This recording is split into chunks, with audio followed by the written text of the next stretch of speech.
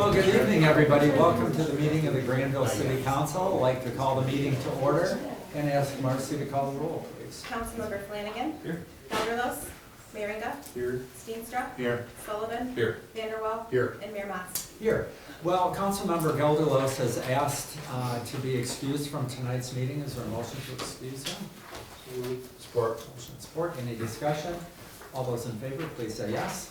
Yes. Any opposition, please say no. Tonight for the invocation, Councilmember Sullivan will be giving that. So for those of you who wish, I'd invite you to stand for the invocation. We're going to follow that with a pledge of allegiance. Heavenly Father, we come to you today asking for your guidance, wisdom, and support as we begin our meeting. Help us to engage in meaningful discussion, allow us to grow closer as a group, and nurture the bonds of our community. Fill us with your grace, Lord God, as we make decisions that affect the lives of Grandville residents, and continue to remind us that all we do here today, all that we accomplish, is for the pursuit of truth, for the greater glory of you, and for the service of humanity. We ask these things in your name. Amen. Amen.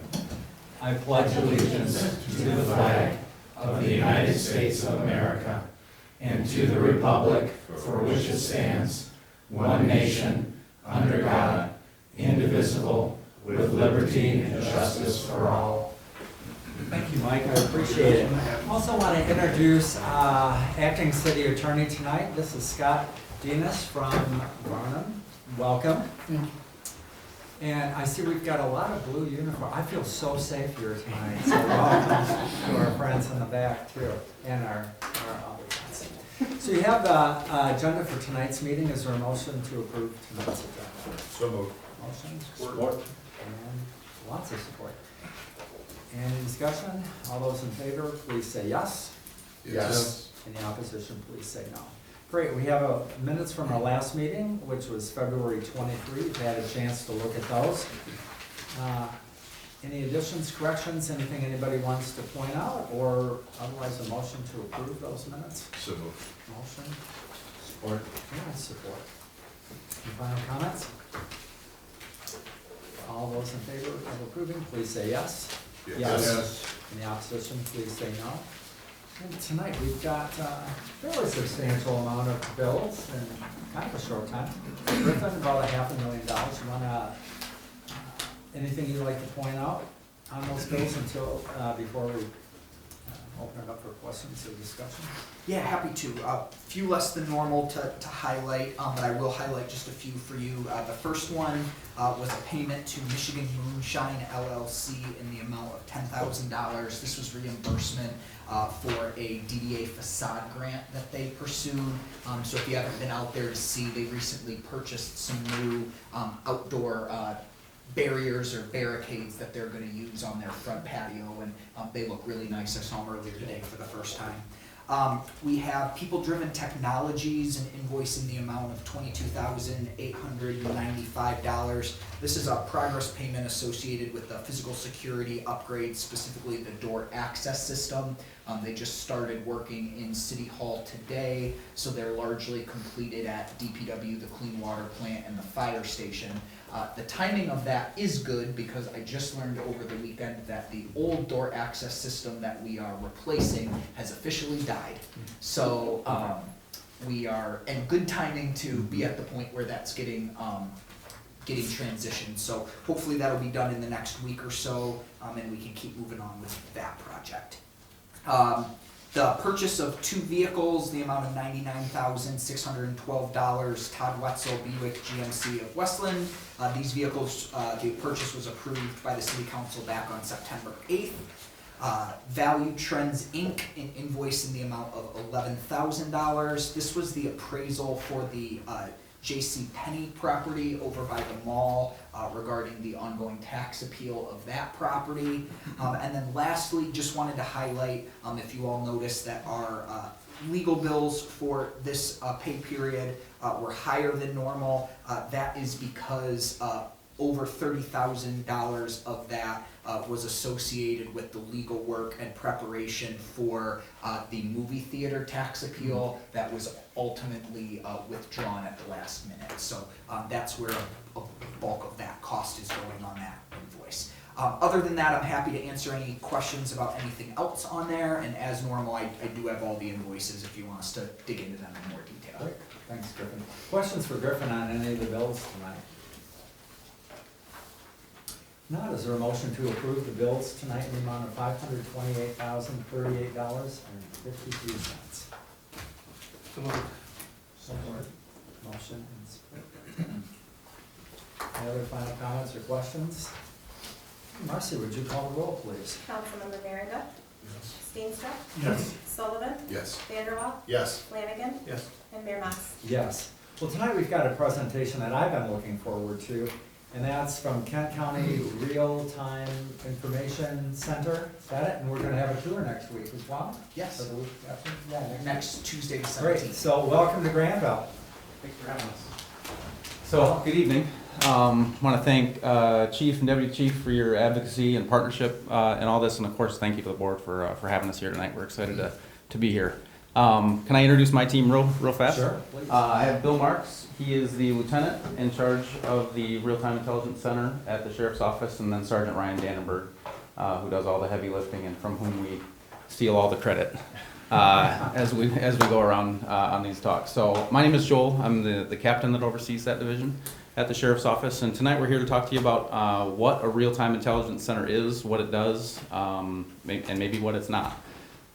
So without further ado, so I have to make 2 clicks tonight, which is a lot for me. All right. So Real-Time Intelligence Center. This really started, the origin story really started with our schools. We had obtained an ARPA grant shortly after COVID and had launched an initiative to place a police radio in every single school building in Kent County.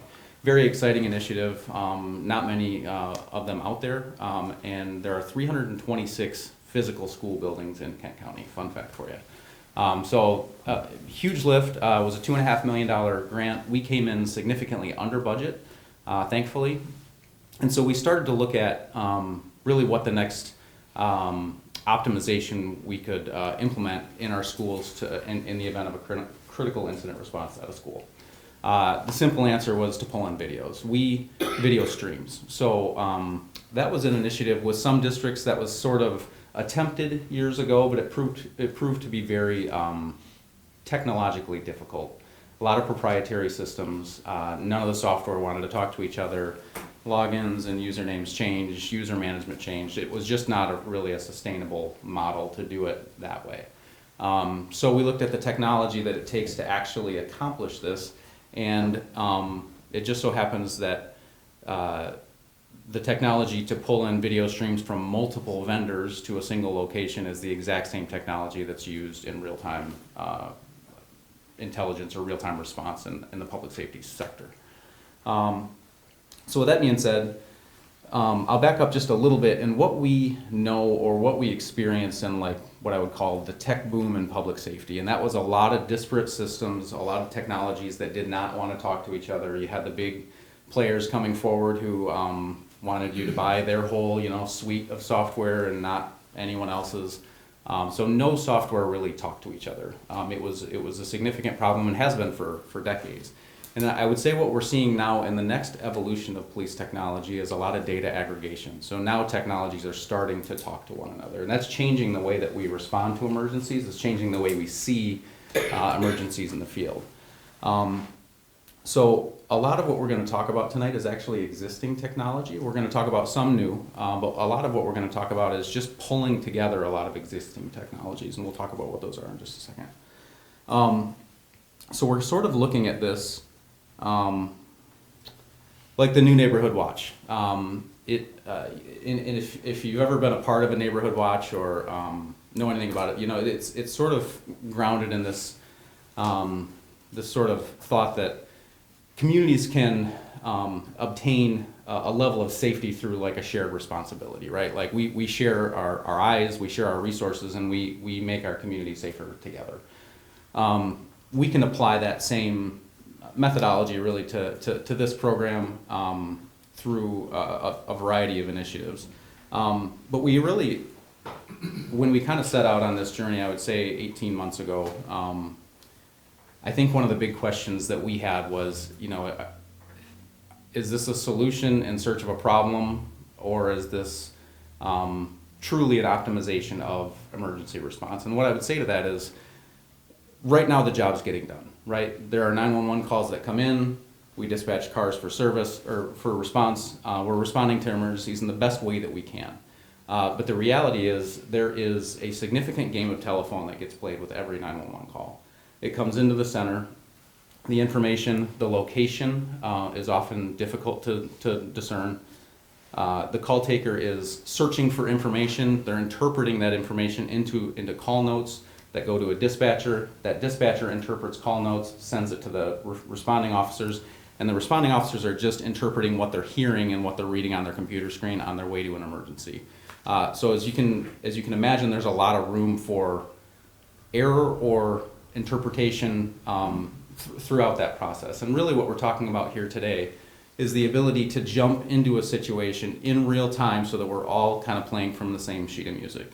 And we do that through technologies like shared camera streams. We will show you also the ability for a 911 caller to share their phone camera. You're like, yeah, we do that with our grandkids every night. We're the cops, it takes longer to figure that stuff out. But now, a 911 caller, very soon, we will publicize that they will have the ability to stream a 911 call right into our center so that the dispatcher, the call taker, and the officer are seeing the exact same thing at the same time with verified intelligence. So, I'm going to skip this next video. I'm going to send you guys a link after the fact. This is an illustration that really lays out what a smart city looks like and what the intelligence side looks like. The one thing that this, and I know we're still kind of in an abstract place here on the concept, so I want to talk through one specific piece that's in this video, and that is, so you may be thinking like, okay, this is all great, but like how? Like how does this happen? It's really very simple. We have a program called Fusus. It's an Axon product, same as the body cameras and the tasers.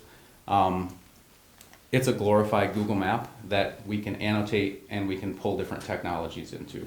The way we do that is through a core device, and that's basically a small black box that's a little computer, and that's a universal key. So if you have a salient camera system and you have a milestones camera system, I can take a Fusus core, plug each of those in, and boom, they go to the cloud. Fusus goes up and grabs the streams, and now we're in business. We can see both streams without a login, and we're directly in the system. It does sit on the edge. There's not a bandwidth impact, and it's very secure. We'll talk through all that. So that's really at the core of what we're talking about here, is the ability to take community assets, municipal assets as well. So the ask, generally speaking, from our side is public-facing infrastructure. So places where a police officer could walk up and put their boots on the ground without a warrant, without invading anyone's privacy. So parking lot cameras are a classic example, cameras that face the roadway. Municipal cameras like park cameras would be something that could potentially tie into the system. And then the additional ability to deploy public safety cameras strategically in areas of concern. So we're going to skip the video. I will get you a link to that though. And we'll talk about a couple things that do kind of get teased out in the video. Cost is the first. So the little black box that it takes to get your system to talk to this system, it does cost money. We actually were just awarded $750,000 from Congresswoman Skolton's office. We are pursuing grants all the time for this type of funding. The goal is to not make this cost anything to anybody. Currently, the Sheriff's Office is holding the subscription for Fusus, and we have the ability to issue usernames and passwords to our municipal partners, Grandville included. Security, so we've been working very heavily with pulling schools into the system. I did not realize how robust school IT departments are. They care a lot about IT security apparently. But thankfully we've cleared all those hurdles with the schools. They've been satisfied with not only the security of the system, but with the memorandums of understanding that we have in place with them for the access to the system. So just so you're aware, when it comes to schools, we are not planning to, we hope we never even open a school camera, right? That's how strict the MOU is. We can't jump into it to check on something. We can't jump in for an investigative lead. There is no reason to jump into a school camera outside of an active emergency like an active shooter. Some schools might say like, well, what if a guy's having a heart attack on the floor? You know, we would put that on the school and say, if you're okay in that situation for a medical emergency for us to jump in, great, we'll write it into the MOU and that can stand. But as a general rule, active emergency where life is in danger is the only reason we would ever jump into a school camera. It's not that much different for shared business cameras. Shared business cameras would probably be a slightly lower threshold, like an emergency response. Maybe the Shell gas station gets robbed and we know that the suspect vehicle went southbound on Division. Well, maybe we jump into some cameras that are south of that location to see if we can catch a glimpse of the suspect vehicle driving by. That might be a perfect example. I'll talk about the audit trail briefly, and we'll demonstrate the audit trail for you.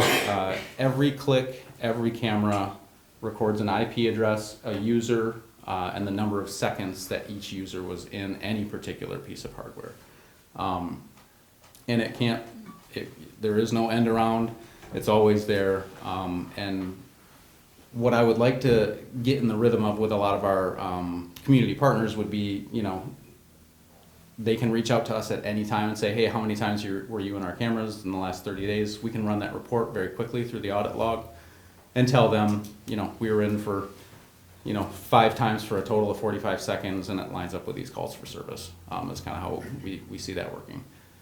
Control is totally in the donor location's hands. So if at any time trust is lost, the whole thing falls on its face. You unplug your little black box and you're offline.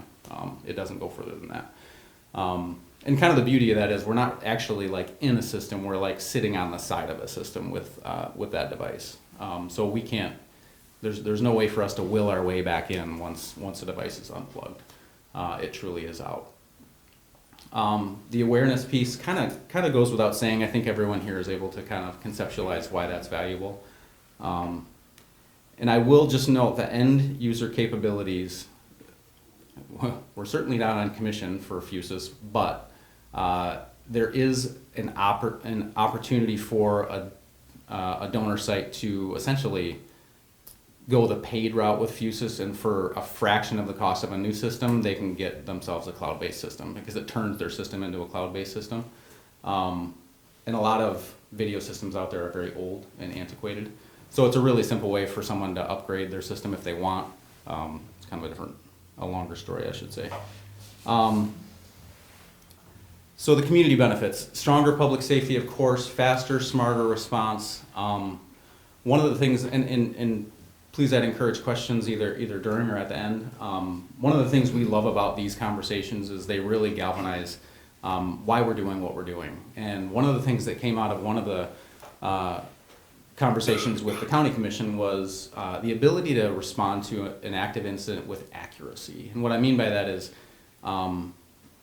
instead of responding to a location with a description of a person, we're probably now responding to a location with a picture of a person. So we know who we're actually supposed to be engaging with. We're not unnecessarily shaking down people who don't need to be involved, but we can actually respond with verified intelligence to know exactly what is happening. Additionally, you know, there's a lot of independent verification that has to happen when the police arrive on scene. They have to independently verify if someone is armed, and that you know, we've all seen the videos of that going sideways when things don't go well.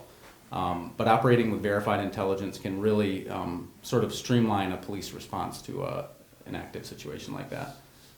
We love the partnership piece, and then we talked a little bit about the precision deployment. And I would, and you'll see this on the software. Basically, in the event of a call for service, it draws a radius around that location, and it'll say there are 3 cameras in that area. You can dock those cameras open.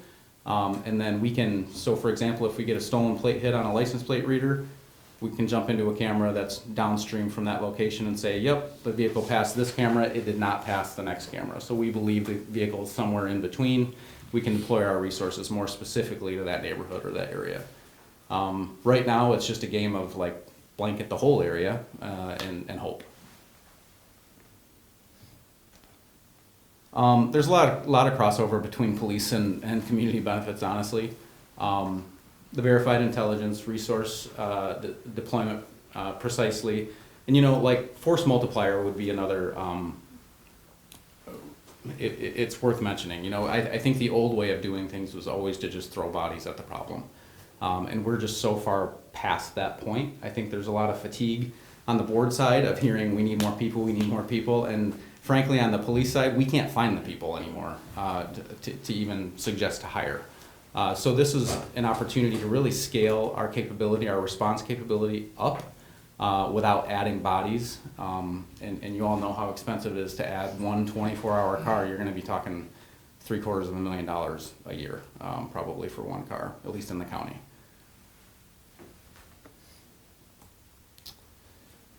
So these are the primary technologies that we're talking about here. We're talking about shared video streams, so partnering with businesses. Our hope would be to, so this is gonna be called the Kent Safety Network. We're hoping to deploy some window clings that say, you know, proud partner, Kent Safety Network, and then each municipality would have the ability to add their department patch, you know, next to it. So Wyoming would have their own, Grandville would have their own, Walker, etc.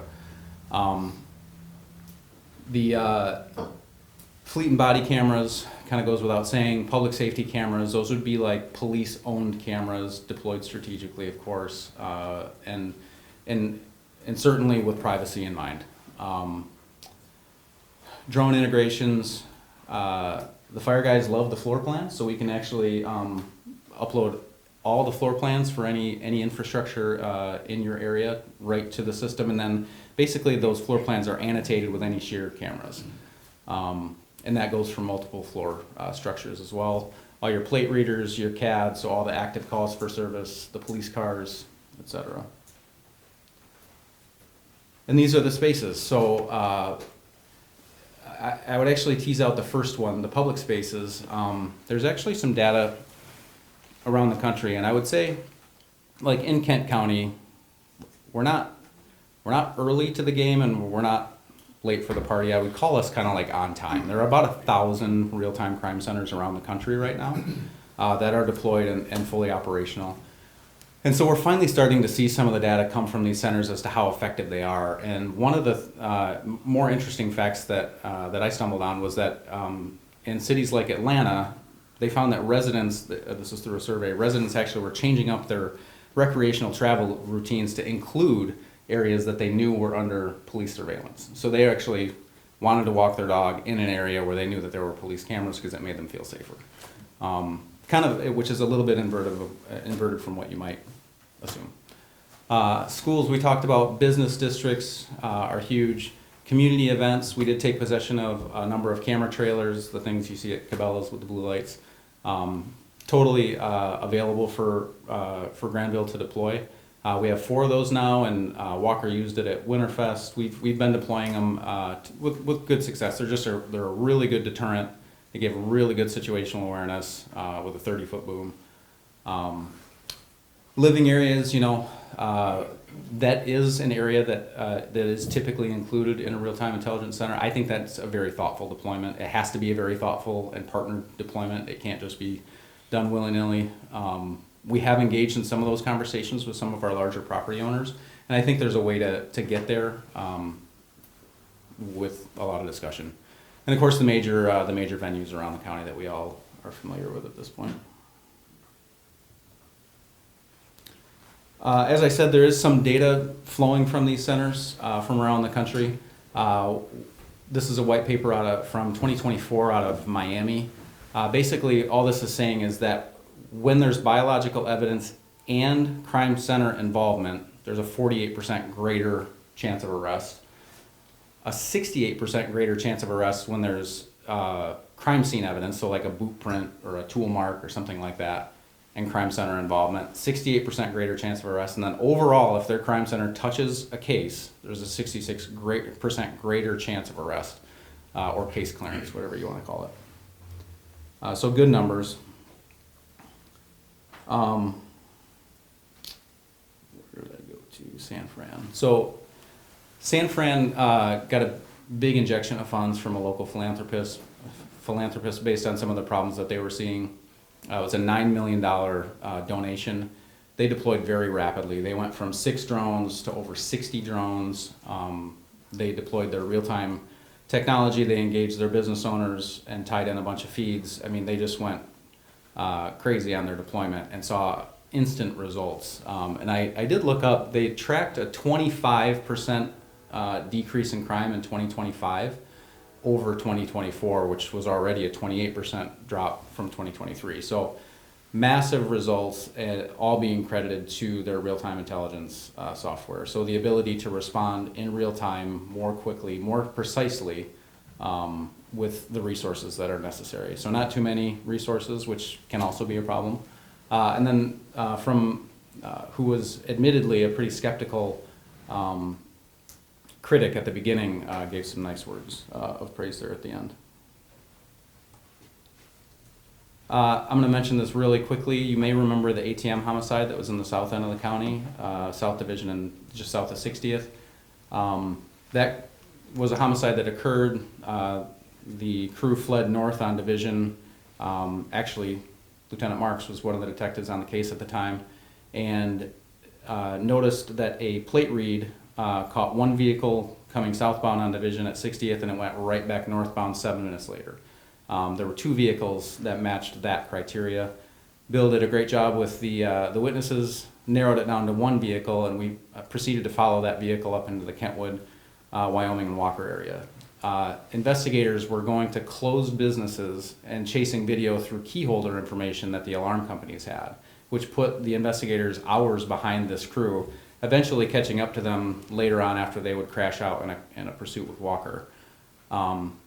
It's actually kind of fun to think about. It's not fun to think about, I should have rephrased that. It's interesting to think about how that response would have been so much better with the ability to check those business cameras remotely in real time. It would have put us minutes behind these guys instead of hours. It would have been a totally different outcome. I would still say the fact that they arrested him that night was outstanding police work, but could have been even better.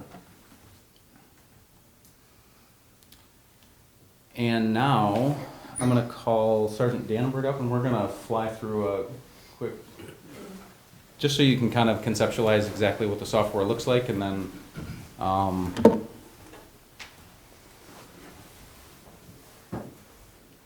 So this here is Fusus. So this is, I'm excited to get to show it to you because we talk about these different technologies that we're already using with great success, and we're very fortunate for law enforcement in this area to have these tools at our disposal. And this will make us even more efficient and effective with them because it brings them all into one platform. Instead of trying to log into 10 different things, I can log into one platform and see a lot of information that I use on a daily basis. So you can see as we scroll in here, you can see a lot of different things going on. We have different cameras that are clumped together. We have our body-worn cameras that are all around this area here, and also our fleet cameras. So like you said, this is an Axon product, so all of these things all pipe into the system. I can click on a vehicle camera, and if it's running, it'll pop right up. Those might be turned off. gotta love live tech. Right. So, once again, because that little Axon device there, my green check mark, you can see all these things right here. I can even click on camera here, and it'll pop up. And now I don't necessarily have to know exactly where that camera is at on the campus. I can hover right over top of it, and there is my line, telling me exactly where it's at. And I got a nice sunset picture of our campus there. So what Ryan just illustrated is worth highlighting a little bit. The system is built to be navigated by someone who's never set foot in a particular structure. So if these cameras are, let's say, in a school building, for example, and he can dock as many cameras as he wants at one time, so you could put 10 of them up there, and all he has to do is mouse over the camera where the activity is occurring, and it draws a direct line to that camera, and now he can articulate, I have him on the northwest facing camera at the entrance to the facility. We don't need to know camera labels, we don't need to know camera names, we don't need to know how to navigate the system, it's all just right there. You know, and say there's an incident at the circuit court, I can type that right in that search bar there, click on that location, it'll bring me right to it. It'll show me the floor plan, it'll show me all these cameras, where they're positioned, you know, which way down the hallway they're pointing. If there's something on the outside of the building that I need to see. Can also get a hold of this PTZ camera. And now if there was somebody, a suspect fleeing or something going on at that corner of that intersection, can very quickly go in there, access some limited historical video if need be, and get that real-time intelligence immediately to the people who are responding, so they have that information, like the captain was talking about, that very directed approach, that we're very accurate in our response. Show them the multiple floors. Yeah.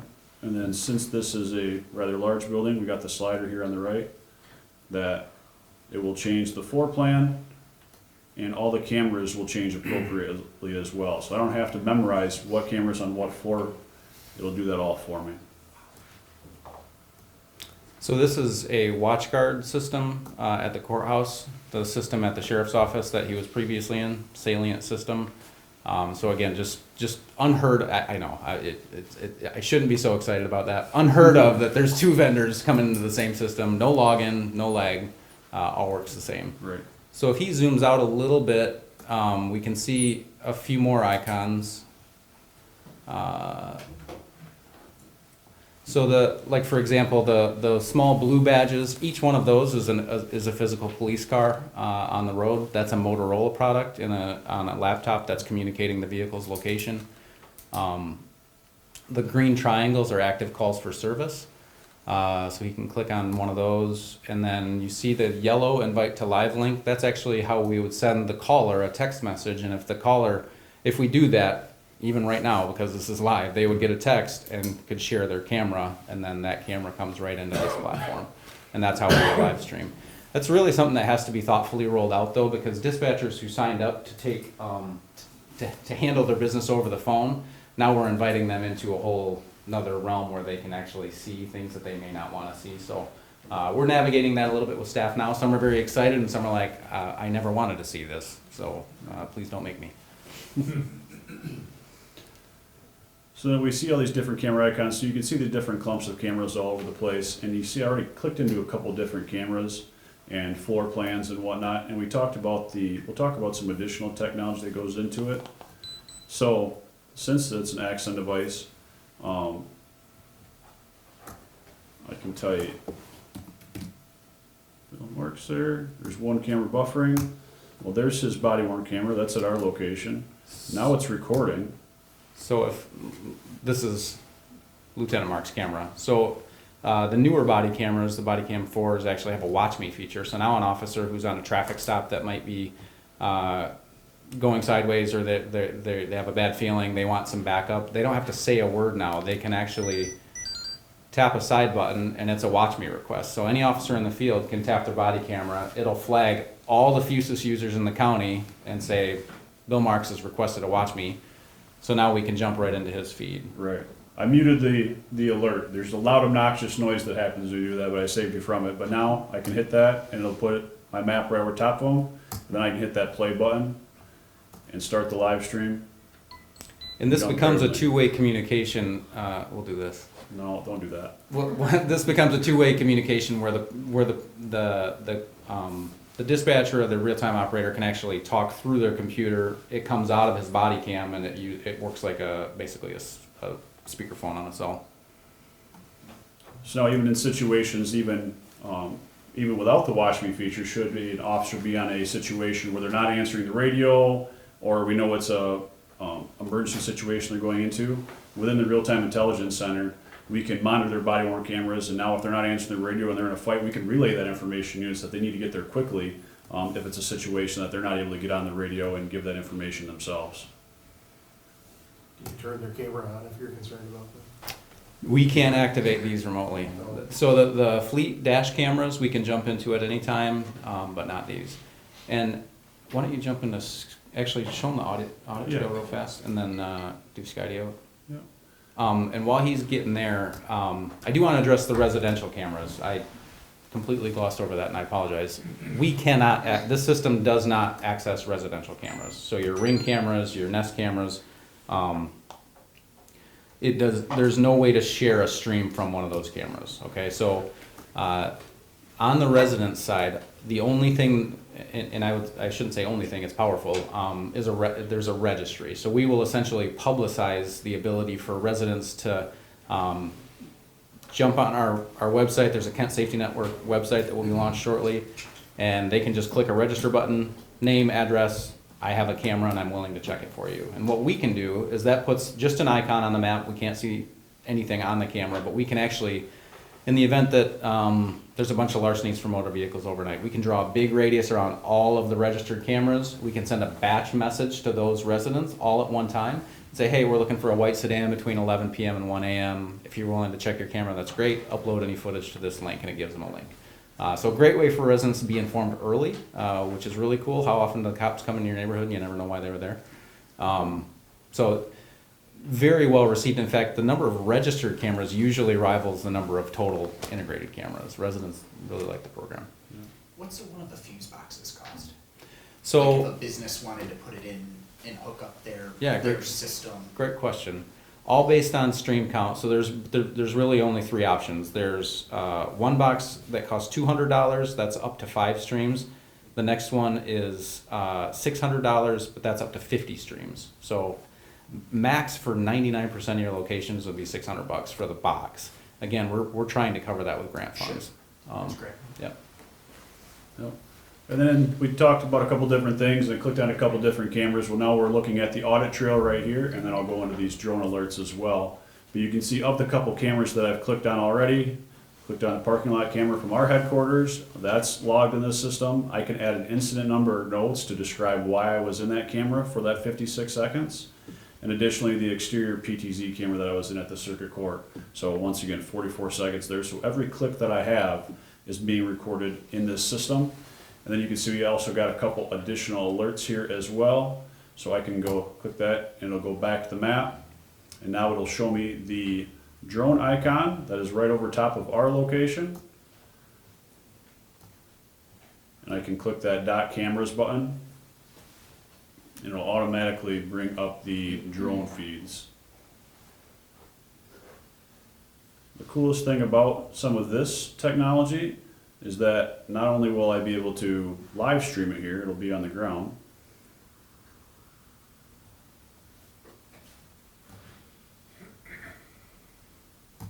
but I can actually fly it from this location as well. So I go right into this Skydio X10 here.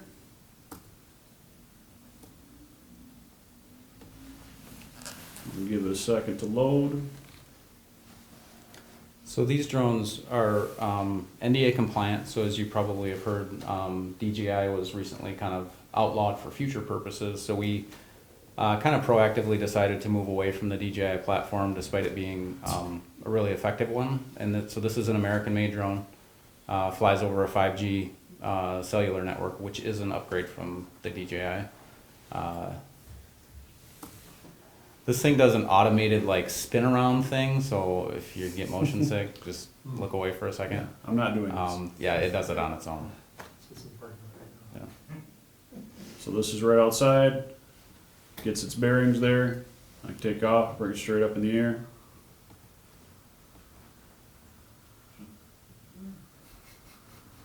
Once it gets to about 160 something feet, 163, it's going to want me to go back and forth a little bit and get a better GPS signal. And then I will be able to raise it up to the 200 feet that I'm able to fly at above ground level. Through our waiver with the FAA, we're able to fly it up to 200 feet high and beyond visual line of sight. You can see I have a map on that left-hand side there. So if I zoom out, all that information that you see in Fusus is actually integrated in this platform as well. So there's our calls for service with those little exclamation points there. I could click that and there's a traffic stop. I could simply hit respond here. Now it will automatically fly to that location. I can close the calls for service, maximize this view. Now we'll fly that direction. Additionally, you can see that it has the street names right on there along with the address numbers. This is especially important for areas that I'm not familiar with, or if it's at night, if I'm using the thermal. I can now call out what address it is and what street instead of, hey, 4 houses in from the intersection of two street names that I don't know the names of. So I can hit stop here. It'll stop where it's headed. Get back into a free look mode. I mean, it has a zoom camera on it. The thermal camera that you were just looking at does very well. We've located individuals that have ran from incidents using that thermal camera. And I mean, this is very robust technology at this point. Having been fortunate, been on our TSU, our technical services unit for quite a while now, and be able to test out a lot of different drones and drone docks. This technology has come a long, long way. It's very, very impressive at this point.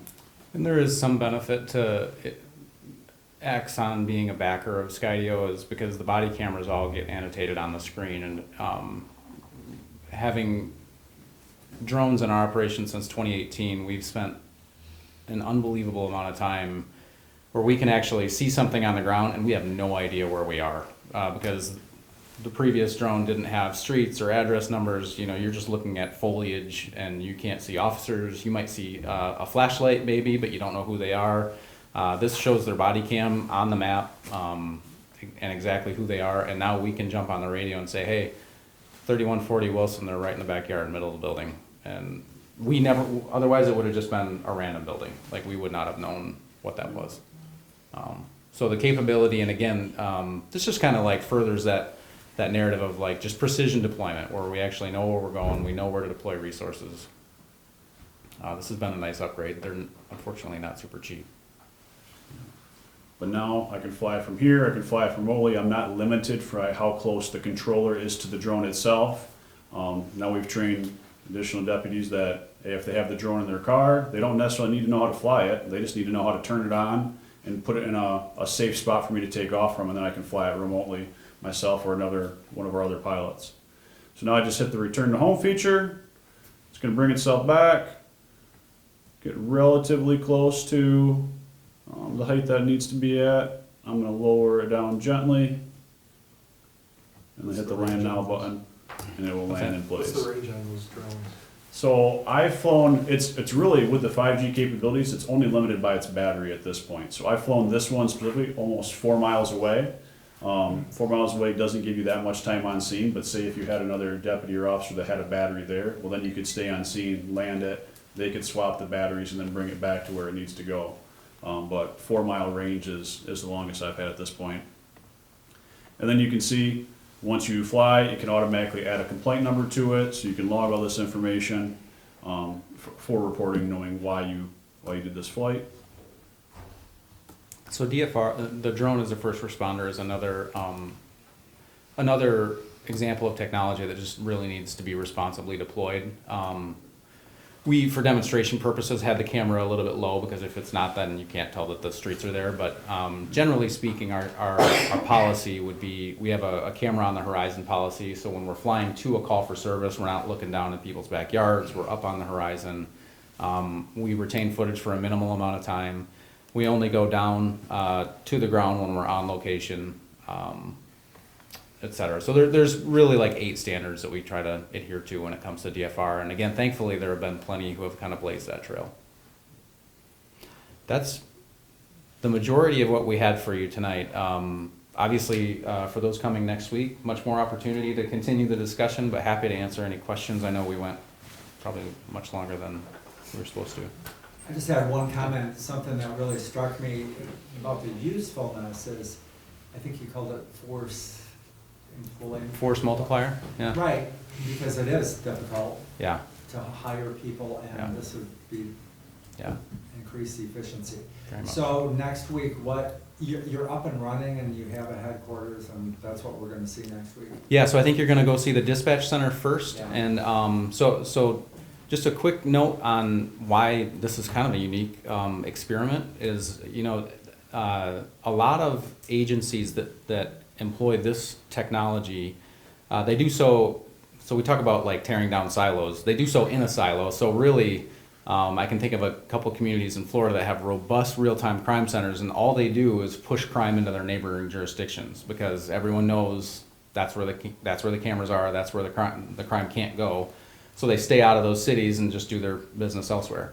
Kent County's unique. The sheriff has really been a leader on wanting this to be across all municipalities, and for everyone to have access to it, so that we're not playing that displacement game of like, let's just push crime.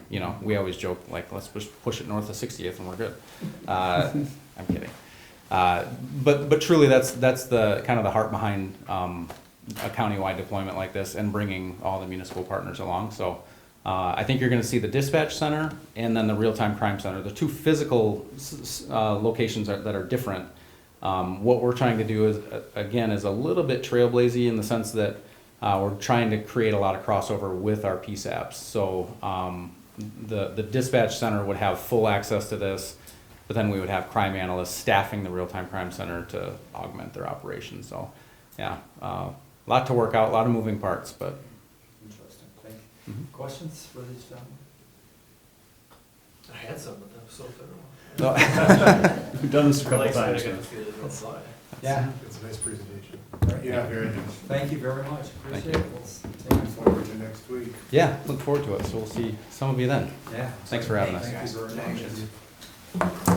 It's time for public comment. Anybody here tonight like to address the council? Please just come on up to the podium, give us your name, address, and tell us what you're thinking about. Kyla, welcome. Thank you.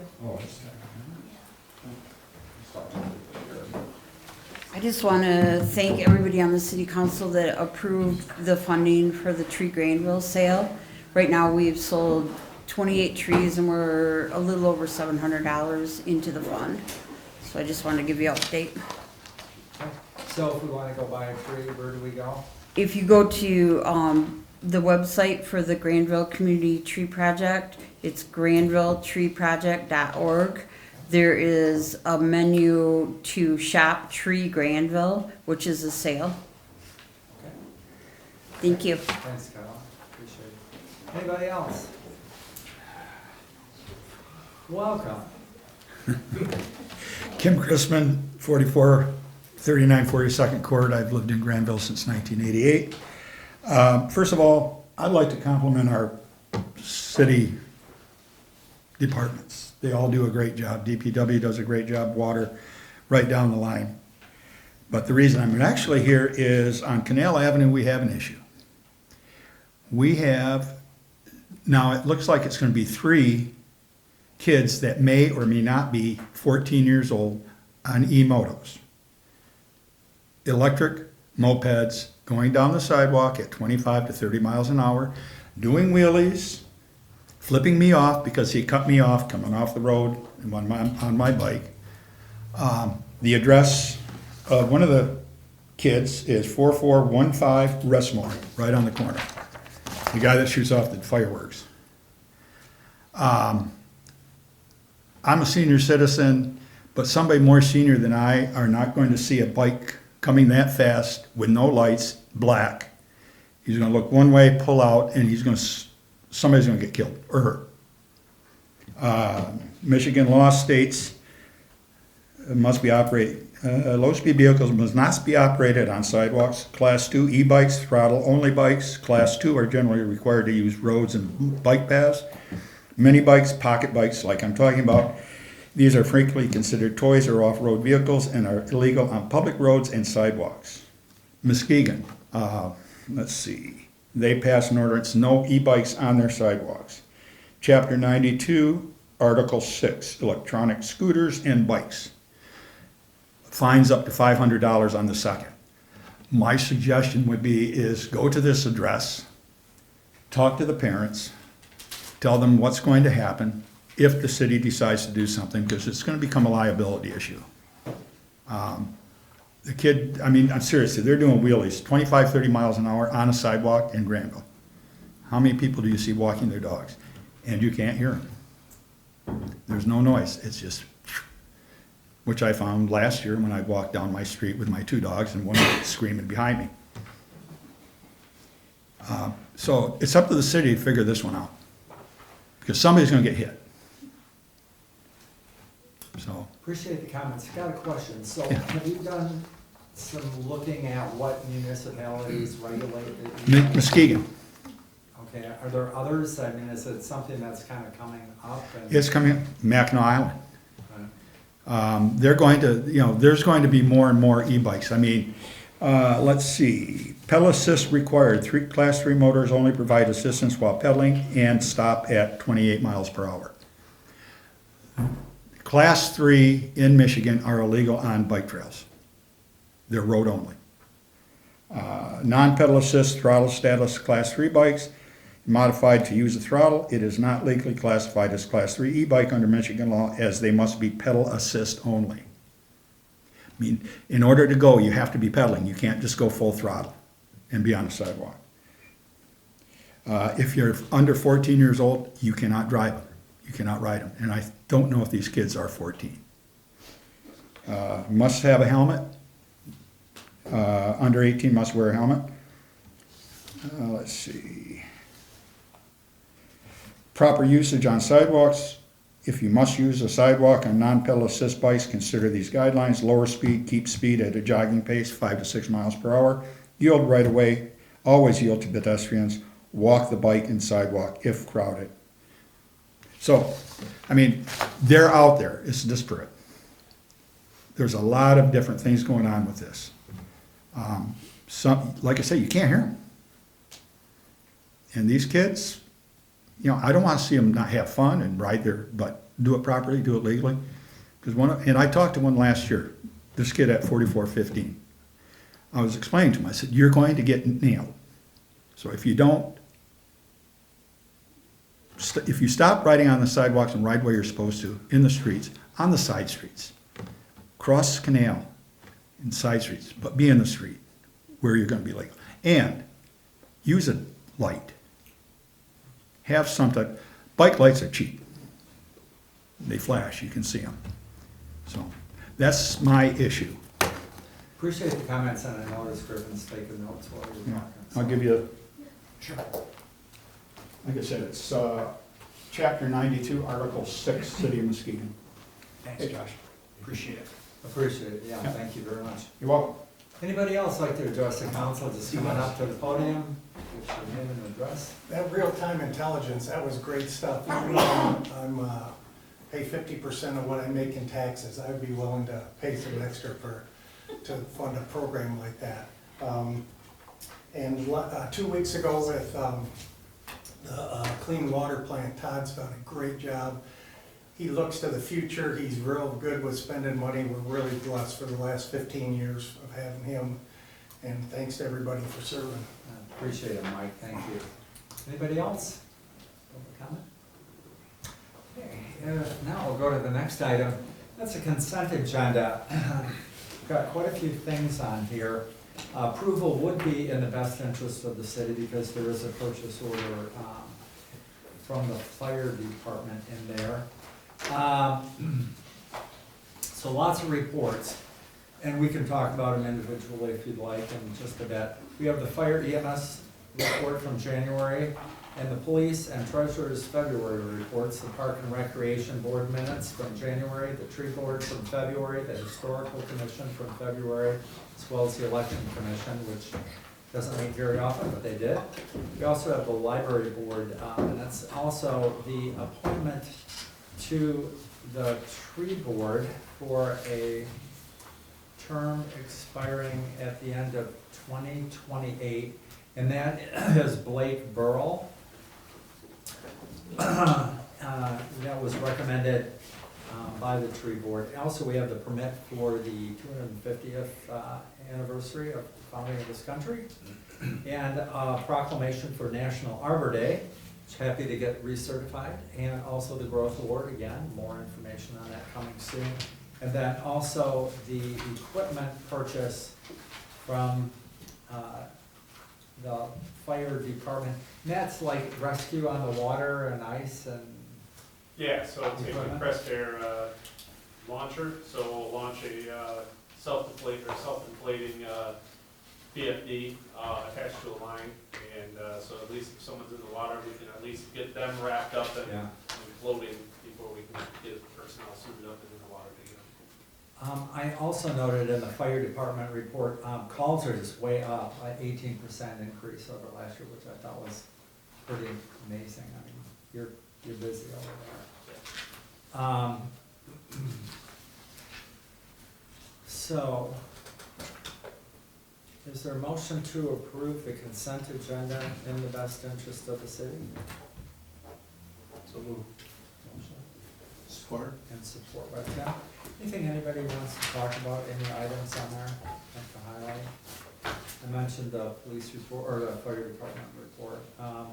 I also saw that the historical commission is doing a presentation case with that cane that you brought in a while ago, so that was pretty cool. That's a great story. I don't know if have you written an article on the newsletter? No, I think somebody was going to, I think somebody got a store with Mitchell. Okay, yeah, I mean, that was pretty cool. Joyce read about that. Then I also learned something else, and that was the election commission minutes, that apparently there are a few houses, 6 voters. They live in this, 3 houses, 6 voters, they live in the city of Grandville, but they're in the Wyoming School District. I didn't know that. So you solved the issue because there's an election coming up. So thank you for your work on that. Yeah, I mean, you took it seriously, even though it's not a lot of people, they fully solved that problem, so thank you. Anything anybody would like to comment on the consent agenda? Yeah, Marcy, would you call the roll on that, please? Councilmember Steenstra, Yes. Sullivan, Yes. Vanderwall, Yes. Flanagan, Yes. Merringa, Yes. and Mayor Mas. Yes. City managers report. Griffin. Thank you, Mr. Mayor. Going to start with the strategic planning summary report. So very similar to last year, a report's been included in the packet that was put together by Kent County Administrator Al Vanderberg that I think does a pretty good job of summarizing the work we all did together on January 26th. No action is necessarily needed at this time, other than would appreciate the council considering formally accepting that report. But if you all are interested, happy to talk about that more if there's any need. But in terms of next steps, should it be accepted by the city council, that will be used as a guidance document as we continue to work on the fiscal year 26-27 budget. And I would anticipate we'll have some more discussion, obviously, about the budget, but about some of the priorities at our first workshop coming up on this next Monday, the 16th. So happy to discuss any more. Otherwise, if you all are comfortable with it and want to vote to accept it, my plan would be very similar to last year, to transform the summary report into that priority tracking spreadsheet, and then we can continue to work with that quarterly moving forward, kind of like last year. But I'll also say that was the first year we've done it that way, the first year with me doing something like that. So if you all would like to see something done different or want to try something else, please let me know, and I'm happy to do the best I can.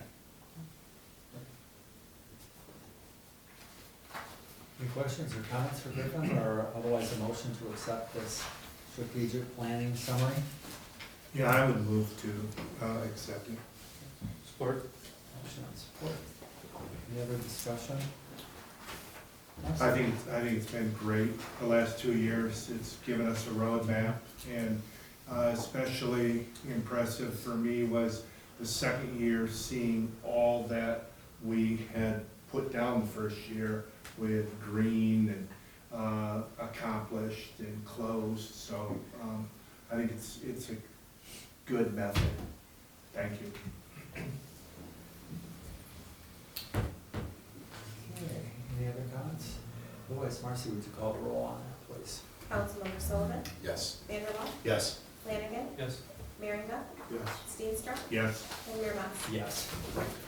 And then I just have a few kind of announcements or reminders for the group.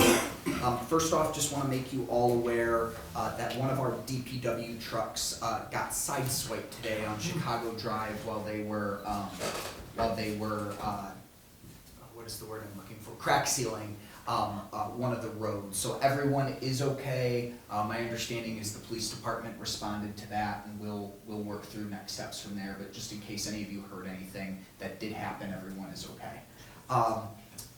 Excited to share that Moxie Real Estate closed on the property at 3066 Fayette. That's the property that they are approved to build a 28-unit mixed-use development on, that was owned by the DDA.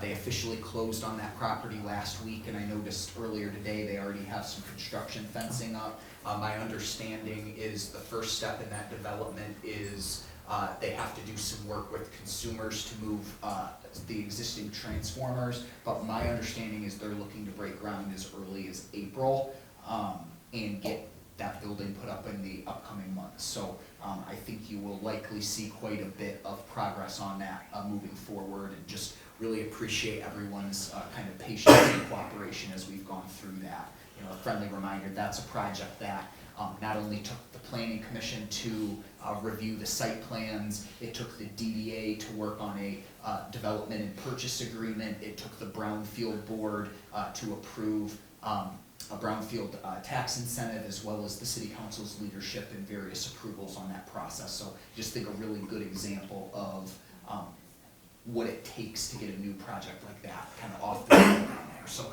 that's very exciting. I wanted to highlight that I included a copy of the mailing that was sent out in regard to the water meter project that is going to be kicking off later in April. As a friendly reminder, Council approved a proposal for us to work with Sabo PR to make sure we were doing everything we could to communicate that project. So just so you know, to date, we have included a letter in our newsletter. We have sent out a mailing. There is an active web page with FAQs that once the project starts will be updated regularly on our website.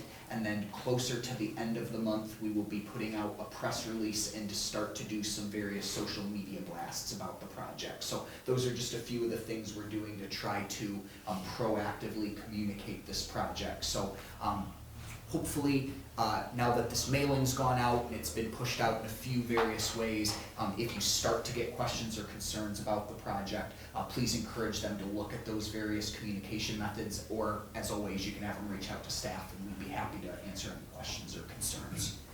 I will be attending the MML's Capital Conference on Wednesday this week. I believe Mike is attending, and I don't know if anyone else is going this year, but there'll be a couple of us from Grandville in attendance at that. I know I'm very interested, as always, to build some relationships with our various legislators in terms of what they can do to support us locally here in Grandville. And I know I'm also going to be looking for some more information about how some of the new road and public safety funding that the state's been talking about is going to get rolled out. So more to come there when we talk about the budget next week. We do have tours of both the 911 Central Dispatch Center as well as the Real-Time Intelligence Center scheduled for next Tuesday afternoon. The first one at Central Dispatch is going to be at 1 p.m. and immediately after that at 2 p.m. we will move to the Real-Time Information Center. For those of you who need an address, that's going to be located at 701 Ball Avenue at 1 o'clock. If anyone wants to carpool or needs a ride, please let me know. But if you don't mind making a note and giving me a heads up by the end of the week if you are still planning on going, I would appreciate it. The Sheriff's Office has just asked for an updated head count by the end of the week if we can, just so they can be prepared to know how many people will be attending. But please let me know. I think that's going to be a great opportunity and hopefully a good use of everyone's time to try to do those at the same time. And then lastly, just want to set the stage, I think, briefly for our budget discussion next Monday. This year, I think we're going to have a little bit harder of a conversation than we've had probably the last couple years. As many of you are aware, the city has been strategically spending down its fund balance on really good, important capital investment type projects. And we are just getting to the point where that fund balance level is getting much closer to the minimum 15% policy that the city council has set. So this year, gonna need to have some conversations with the council about what do we wanna start doing in the subsequent years. Once we've hit that fund balance percentage, there is not that fund balance available to spend on some of these projects. Where do we wanna go, and what kind of decision-making do we wanna have kind of associated with that? And would rather try to do that this year, where we probably have at least one more fiscal year until we're truly at that point, to start having some of those conversations. So I say that a little bit selfishly, but I will admit to you all, like, it's much easier to have budget conversations when there's plenty of money to go around. I think the mayor and I talked last week. You can fix a lot of problems if you throw enough money at it, but I think we also know that we also all want to be good stewards of the public resources in which we're entrusted with. And the reality is, we have a limited budget and we have limited resources, and with you all, we are gonna have to make some difficult decisions about what do we want to do and what potentially needs to be deferred, and how do we want to set a sustainable financial strategy moving forward. So I think it's the good and the bad about this gonna be my second budget process with you all, is I feel like I have a lot better understanding of where we're at and how our budget is structured this year. I also think that means you all are gonna have to hear me maybe bring up a few things that aren't the best news or aren't the news we necessarily wanted, just in terms of where we're gonna go in the next few years. So just set the stage a little bit for that, just so everyone can kind of be prepared next Monday that, I think we're gonna have to have some serious discussions about some of this. But, in the meantime, if you have any questions, please let me know. But otherwise, I definitely look forward to the budget workshop with you all next Monday. I think that's all I have, Mr. Mayor, unless there's any questions from the council. Questions for Griffin? We'll get materials on Friday. Yes, we'll have materials ready on Friday. Council member comments. Jason, let's start with you tonight. I don't have much, I'm just looking forward to budget conversation, glad to have the report back to support that in time, and appreciated the presentation today. Nothing further? Josh? Nothing else. Nothing additional. Mike? Yeah, I just want to give a plug again that Kyla brought up with the Grandville Community Tree Project. Just want to encourage residents to take advantage of purchasing a tree through that before the end of March. Okay. Jack? Yeah, as a frequenter of things that happen on two wheels, I appreciate Mr. Chrisman coming and talking about that. I made a comment to my family this past week, like, I feel like the e-bike little scooter things have exploded, like, so since the weather has turned. So, Carolyn, since you're here, I would like to formally talk about this at the planning commission. I think we're beyond ready to talk about it. Safety, for not only the people on the bikes, but people walking dogs, elderly, back in your car, your driveway. It's just a recipe for disaster. I can't imagine going 25 miles an hour on a sidewalk, let alone on a street with a helmet on. Yeah, so I think we're past the point of talking about it. So let's bring it up officially. That's it for me. Thank you. Yeah, I don't have anything else to add. Just looking forward to the budget session and the tour. And there's also Thursday is going to be a meeting about Indian Mound. Yes. Public input. That's going to be here. It will be here in this room, 5:30, I believe, but I can confirm that quickly. Yes, at 5:30 this Thursday, here at the council chambers, we'll have the second public stakeholder meeting. I know I've reached out and invited quite a few of the relevant boards and commissions, Parks Commission and environmental sustainability, and so on and so forth.